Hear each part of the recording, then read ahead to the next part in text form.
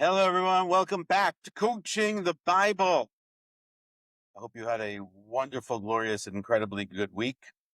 This is episode 242, season 5, episode 29. We close out the book of Leviticus for the 5th time in Coaching the Bible today. Quite an accomplishment. Episode 242 is titled The Cost of Ignoring the Soul, which is the idea that we're going to talk about today about burnout. Burnout as a subject is something that I have been reading a lot about, not because I'm suffering from it, although I do believe that at some point, probably most of us have suffered some form of burnout. But it's something I've been reading a lot about because in the industry that I spend most of my time in, which is the nonprofit space, working with leaders, working with organizations, you see it on people's faces. You see it in their affect. You see it in how they move. You see it in how they do their work. And it just becomes a question of, is there something to be done for burnout? How do you fix it? How do you mitigate it? How do you avoid it in the first place? What else is going on underneath that? It raises a lot of really powerful questions about how we handle life, how we handle work versus how we handle the rest of our life, that term work-life balance, or how we manage the entire ecosystem of our world or worlds to make it all work and to make it doable, to be successful at it. And so that's our subject for the week, episode 242. Let's start here. The cost of ignoring the soul with this. Let's take someone by the name of Bob. I use the name Bob a lot, but we're going to use Bob today. Bob isn't just good at his job. Bob is the mission. Bob is the founder of a nonprofit that services middle school to high school age children through a mentorship program. Started it from scratch. He got the first donor. He led all the first events. He hired the team. Everyone looked to Bob for all the decisions, for all the strategy, for all the inspiration, all the reassurance. Bob's the first one in, the last one out, and always available. You can always catch Bob with a text message or an email, even late at night. Over the years, Bob began to believe something which Bob would never say out loud. If I rest, everything falls apart. Now, everyone around Bob would call Bob unstoppable. The board would look at Bob and say that Bob is essential. And Bob wore both the idea of being unstoppable and essential, invaluable, as armor. But behind all the praise, Bob had stopped sleeping. Bob had stopped feeling any sort of joy. Bob started to make mistakes, zoning out in meetings, snapping at people, the people that Bob used to mentor with incredible grace. And then one morning came along and Bob couldn't get out of bed, not out of laziness, not out of weakness, but because Bob's soul had gone silent. That day, Bob didn't send any emails. Bob didn't join any calls. Bob didn't apologize either. Bob just lay there staring at the ceiling, feeling the weight of having built something that he could no longer carry. Anyone like Bob? Are you yourself like Bob? Could very well be. This episode is about Bob, and it's about every leader who never stops until something inside them does. You might call it burnout. I would call it burnout. I think a lot of people would call it burnout. But what is it, and how do you reclaim that inner joy, that sense of positivity, that good vibe feeling, that purpose, and of course, your soul? And so I want to ask just a few questions here that we can think about in that example about this person named Bob, who's made up.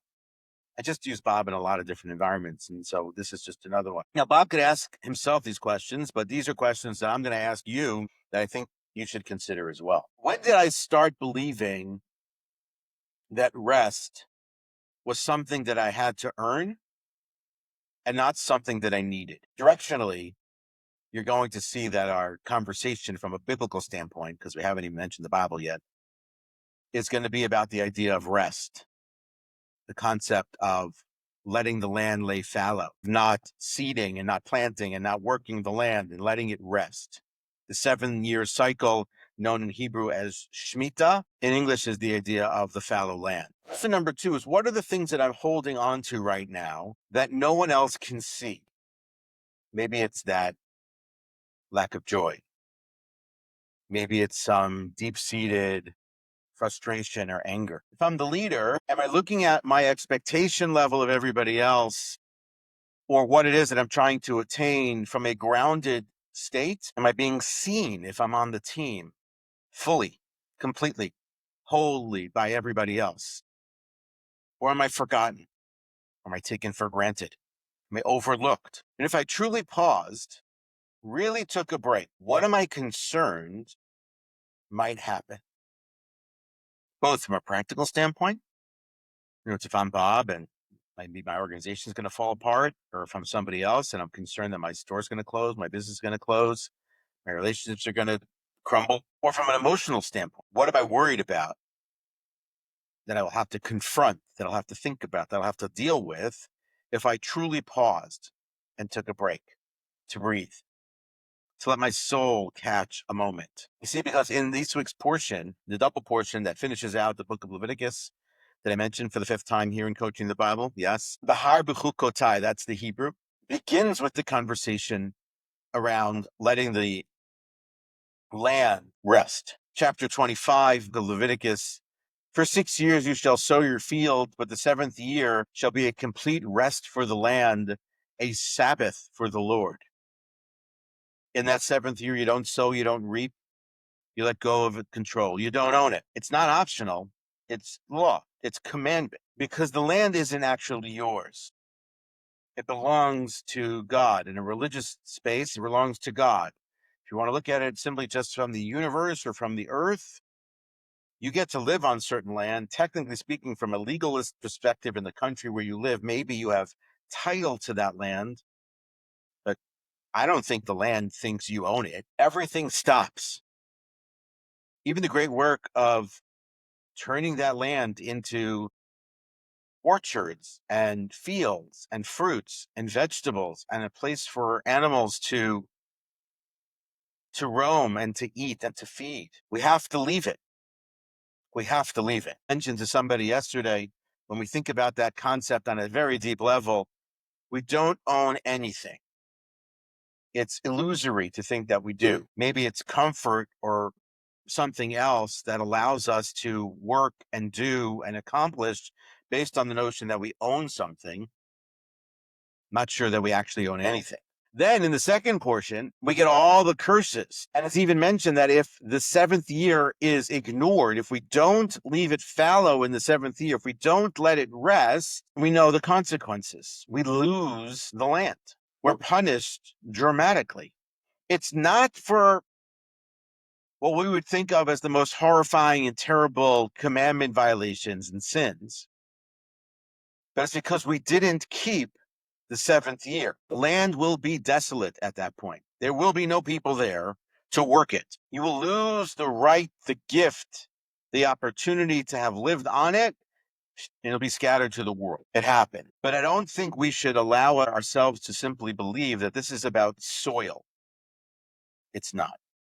It's about souls. It's about reclaiming our soul. It's about reclaiming who we are and what happens to a person, to a team, to a leader when they're pushed beyond what's possible. And when the rhythm of work, of service, of sacrifice never yields to rest. It's less a punishment than a consequence. We talked once about consequences in this exact space, about the blessings and the curses, the punishments as consequences.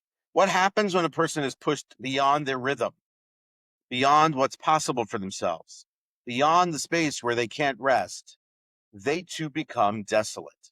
Use the terms that the Bible uses. They're desolate even if they're still performing, just like Bob. Bob's hollowed out. He is a shadow, a shell of himself, and anyone else like that is teetering on the edge of flaming out completely and of totally losing themselves. It's a scary prospect.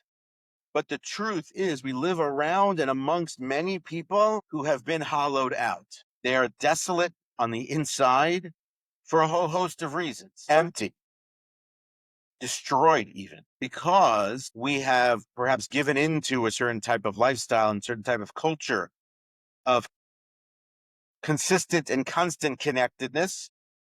Maybe that's it. Or the idea that we have to earn rest. Maybe it's that. or maybe it's deeper. And so this conversation, this idea about it's not soil, it's souls, and it's about hollowness and reclaiming the sacredness and the sanctity of who we are as human beings is for Bob, the nonprofit guy. It's for the person who runs the store. It's for the community leader, clergy person, or simply just the director of a community. It's for the parent who hasn't sat still in years, the teacher who shows up to the classroom. We can all resonate with this, who shows up to the classroom with a smile, but hasn't felt joy in months. I'm not saying you're that teacher, but I'm saying we've experienced people like this. They could have used a year off or more. Or the manager who says that they're fine. Fine is not a good word. They're fine, but no longer actually remembers what it means to feel like a whole and complete and a real human being. The message here from this portion, from this idea in the Bible, and the message that society is telling us, even though it's not telling us, is you're not more holy, more special, greater when you never stop. You actually become just more breakable. And so you break. Yes, and it's important to work hard, and it's important to accomplish and to continue to do and to push through and to be resilient and all those things. At the same time, it's also important to simply just listen to yourself, to take stock, to take a step back, and to reapply the sanctity and the sacredness that you are losing by constantly going till burnout. But it's also just not the leaders in those spaces. This is really anyone who is driven, always on call, always reachable, always responding. So what happens is that the mind is always in a space of I can't relax. I'm bracing for the next disaster to come my way, or I have to do and I have to respond and I have to answer that email when it comes, and I can't wait until the next day because I'm connected, but maybe connected in all the wrong ways. And so you're checking the emails at 11 to 12 o'clock at night. You're scanning your Slack messages at 11 p.m. You can't sit still because stillness, breathing, resting, calming, now in your mind equals some sort of guilt and creates not what it's meant to, but actually creates anxiety. And over time, this idea of always being on leads to diminished creativity, a diminished level of empathy. The brain is cluttered, emotional flatlining, and utter and absolute complete spiritual disconnection. You're no longer leading from vision. You're leading from habit at best, and you're leading from depletion at worst, but more likely the case. So this is when the leader ignores the soul. This is when we create and combine in cultures that diminish or devalue the humanity of the human for the sake of outcomes and outputs. And so the key leadership principles that are at play here, that are at stake here, are number one, appreciate that rhythm is sacred and not optional. The rhythm of life, the rhythm of the schedule, of the calendar, of the day. It's not meant that you simply have to be circadian in how you do that. But when we have a disrupted and disjointed rhythm in our lives day to day, that is suboptimal. And so it starts to creep in with a skipped meal, a little bit of tension in the chest and in the neck, a little bit of pain in the lower back.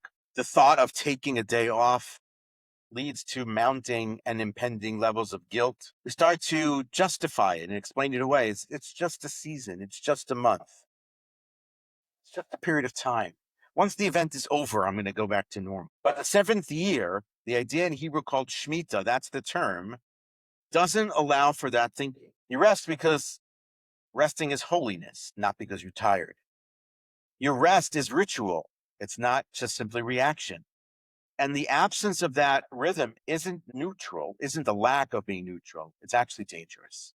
So number one leadership principle is rhythm is sacred, not optional. And we need to figure out ways and learn ways to implement that into our own personal worlds and also to that of the people around us. Number two, leadership principle here is you don't actually own the mission. You steward the mission. You might cultivate the mission.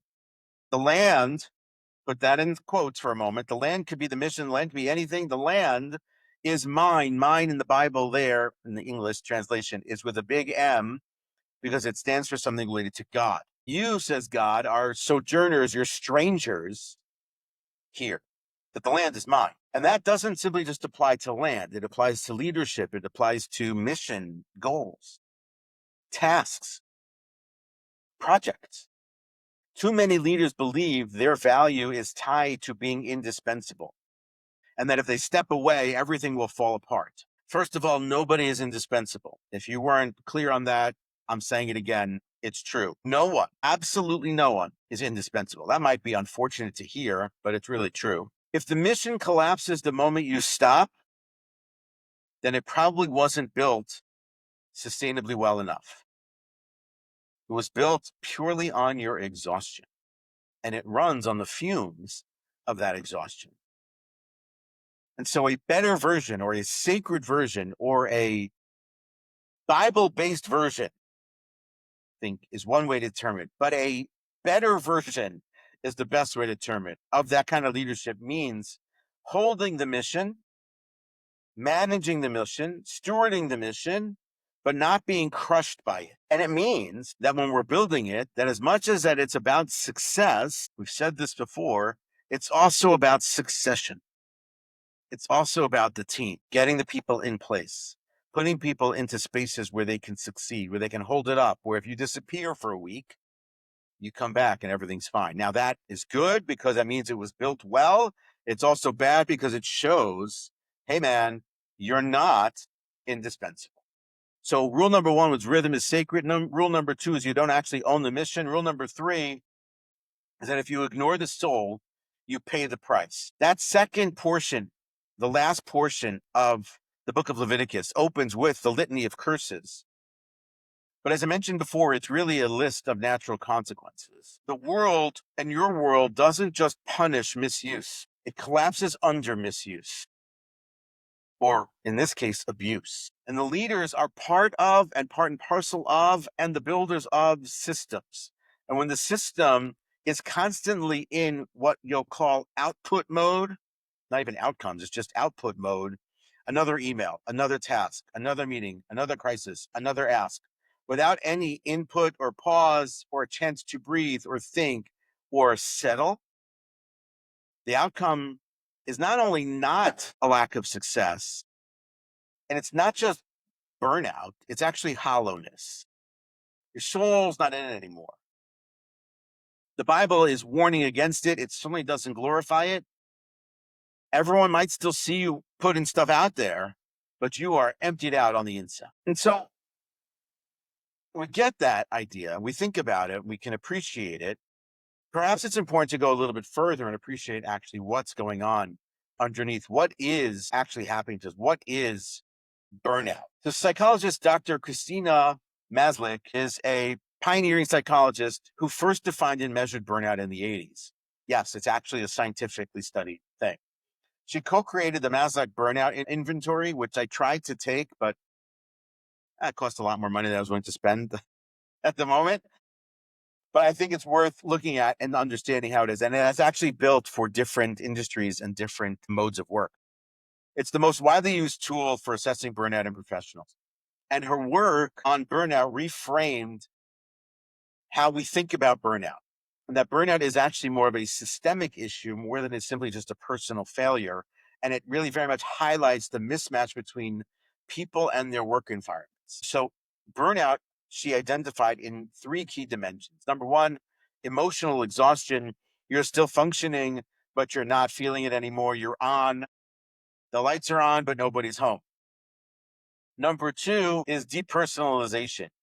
You begin to distance yourself both emotionally and spiritually from the very people and the work you once cared very much about. You see this often with people who started things who either the work that they're doing is no longer interesting to them, or they want to start something else and they want to move on, and they're stuck and they're tied to this, but they're running on fumes.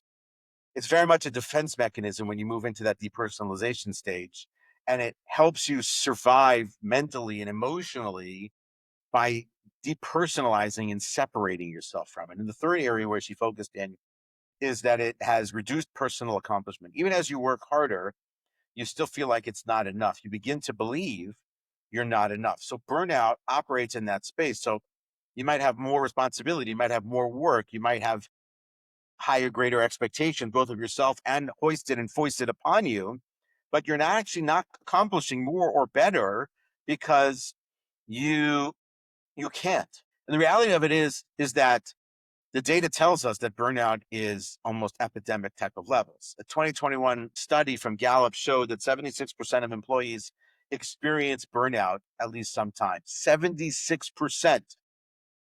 And it's much higher in certain specific industries. Nonprofit leaders burn out very quickly. Clergy members also. Even some of the what you might call the happiest people in these spaces, they're actually hollowed out. And these aren't lazy people. They're committed, they're overgivers, they're overachievers in many cases, and they're soul first leaders. They're really giving of who they are, but they're injured. It's not just that they're exhausted. They might be, they may not be exhausted, but it's like they're injured on the inside. And so it's caused not just by the person. It's really not the person, according to Maslach. It's really caused by the environment. So the solution isn't just taking a day off. The term I saw in an article about it was, you can't get rid of burnout by simply just doing yoga one day. It doesn't work. She has an entire framework, which is beyond the scope of today, but I'll maybe add it in the show notes, of how you systematically realign people and workplace to reduce and maybe even eliminate the burnout. So idea number one from a psychological perspective is the idea of exactly understanding how burnout works and how you can realign around it's fixable, realign about getting better and improving in that space. Number two, which might even be a deeper level here, because burnout is often the consequence and it's a result of the lack of um, consonance between space and person, is the person themselves over functioning. That's the term. That's a term that was, I believe, coined by Dr. Gabor Maté. Dr. Gabor Maté is a Hungarian Canadian physician and trauma expert who's known for his groundbreaking work on addiction, stress, and child development. And he teaches that many high performers are actually driven by unsolved trauma and not just by ambition. What ends up happening is that it leads to chronic overfunctioning and disconnection as human beings because they're simply just focused on overachieving on the end of that. His core message, very much in terms of his work, is the essence of trauma is disconnection from the self, and healing actually begins with reclaiming authenticity for the self. And so Dr. Maté actually mentions and writes and talks about the idea that leaders are not strong because they want to be. They're strong because they had to be. Because again, it's built on some sort of unresolved trauma. Maybe they were raised in environments where emotions were unsafe, where vulnerability was punished, where love was given based on performance and not simply just for being. And so what happens is that the person becomes a fixer.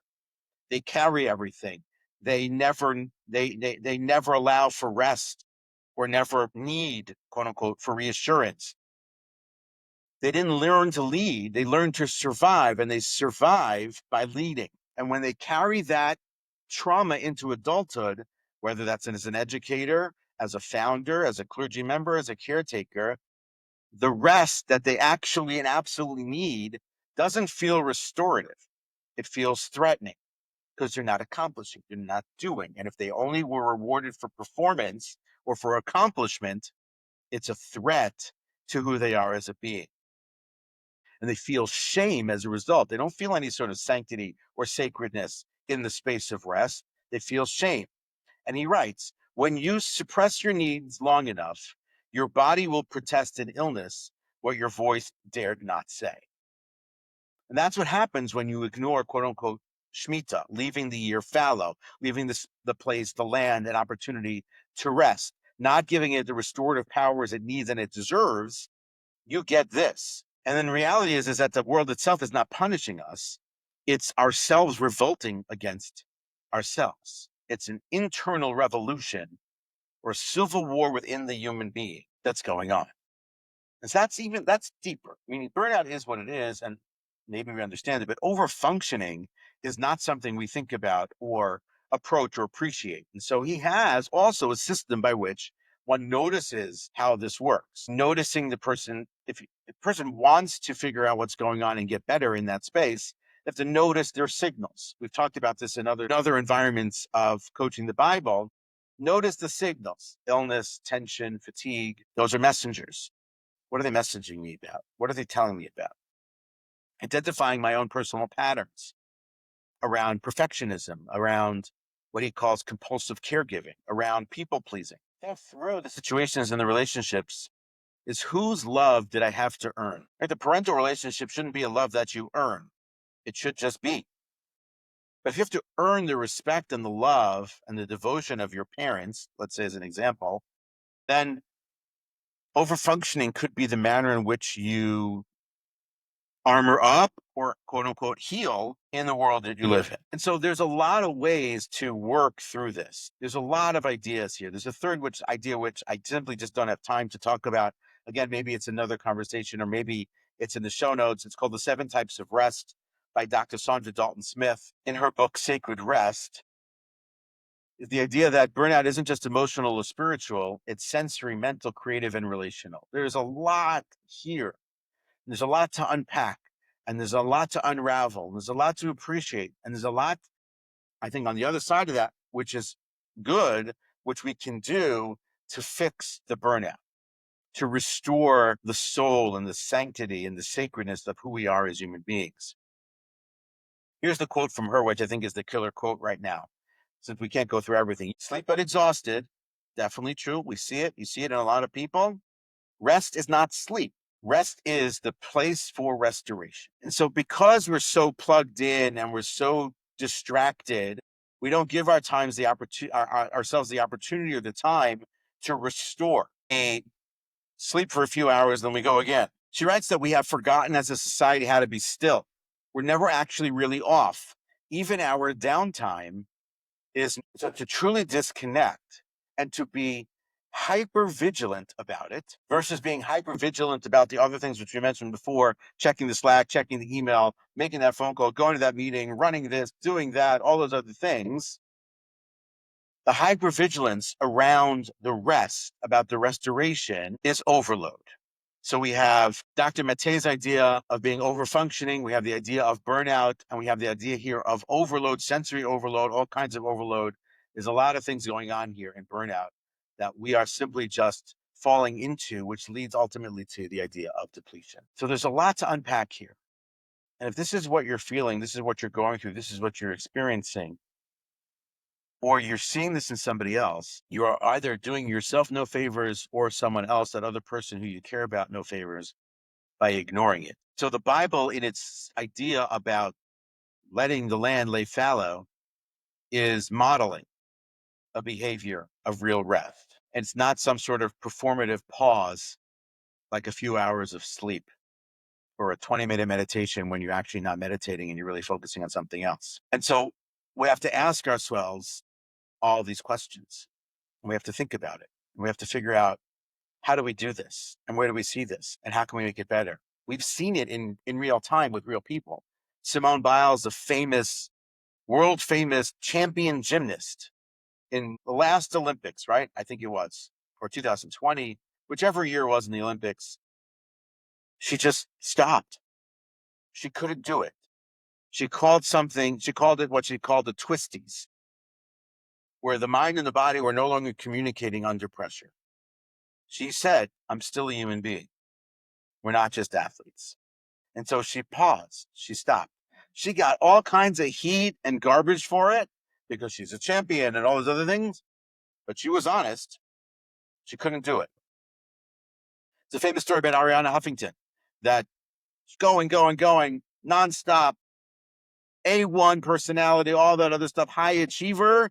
And then one time finds herself face down on the floor in a pool of blood from her own head because she cracked it on her desk from exhaustion, which led her to have that wake-up call, to reassess everything that was going on in her life, to start a new company that was focused on rest and rhythm and the science of sustainable leadership.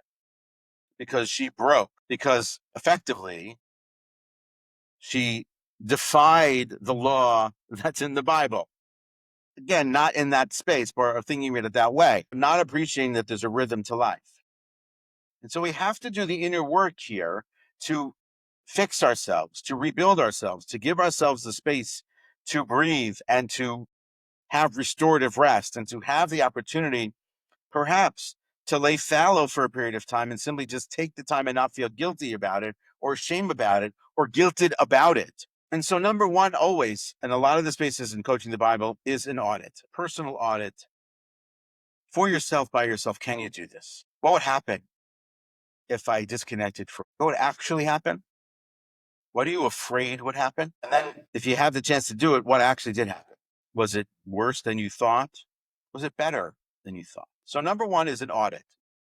You can call it the fallow audit, the Shemitah audit, whatever you want. And then you can talk about a guilt conversation, because the rest often sits on and is triggered by shame. I didn't earn it. I'll fall behind. What will people think? Can you ask yourself the question, where did I learn that rest equals failure? Whose approval am I afraid of losing if I stop for a minute?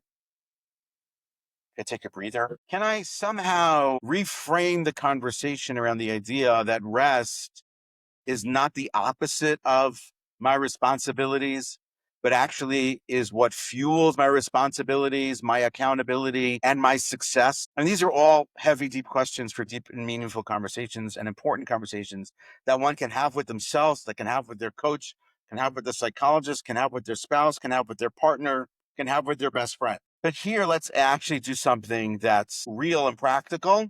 If you manage a team or in your own home, design a sacred pause. You can't take a year off. Fine. You can't take 30 days off. Fine. Maybe even a week is super hard. Possible.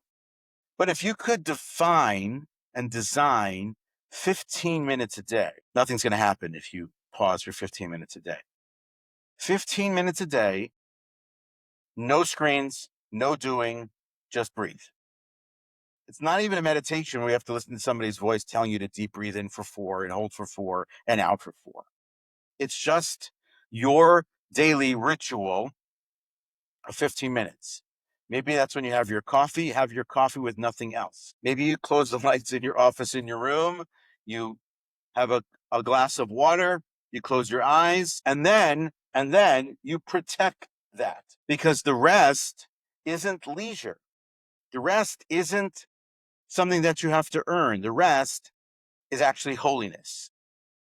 You can actually design something very similar with your team, because the reality is that burnout isn't a badge of honor. It's a sign that your system needs to rest, to model that rest for everybody else, that the system is built as a model for that for everybody else. And if you lead and you lead responsibly and you're leading publicly, then you're leading in a way in which burnout and overfunctioning and overstimulation and all those other things and the guilt and the shame and all that other stuff isn't there. And you're able to create a new rhythm that is a much more holistic and healthy and happy culture for everyone around you.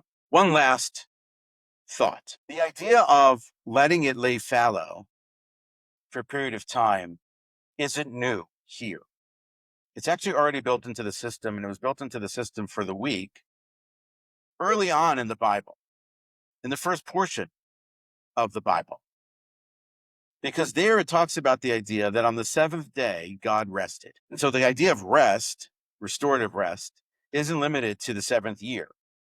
It's written into the very fabric of the creation itself. It's the seventh day. The quote unquote creation of the seventh day was that God rested. And so again, you don't have to be religious to take this idea. You can implement a Sabbath for your own life that is not a religious experience per se, but it can be a sacred experience. It can be a holy experience. It can be a restorative experience where you take the connectedness from everyone else in the world and you refocus it on the people that you care about most and yourself. Because we do know that God didn't rest out of fatigue. God wasn't tired on the seventh day. God rested to create and to model the spiritual rhythm that exists in the world, to teach us that sometimes stepping back and stepping away and restoring and breathing is sacred, not just necessary, but sacred and is actually blessed. It's one of the first great leadership acts in all of the Bible is not taking action, but is a cessation from action. It's not weakness, it's divine design. To close it out with a quote and a little blessing, here's our quote from American novelist Anne Lamott. Almost everything will work again if you unplug it for a few minutes, including you. That's Coaching the Bible for this week. May you lead with strength. May you serve with joy. And may you rest, not as a reward for survival, but as a declaration that your soul was never a machine. Have a good one. Look forward to seeing you next week. Take care.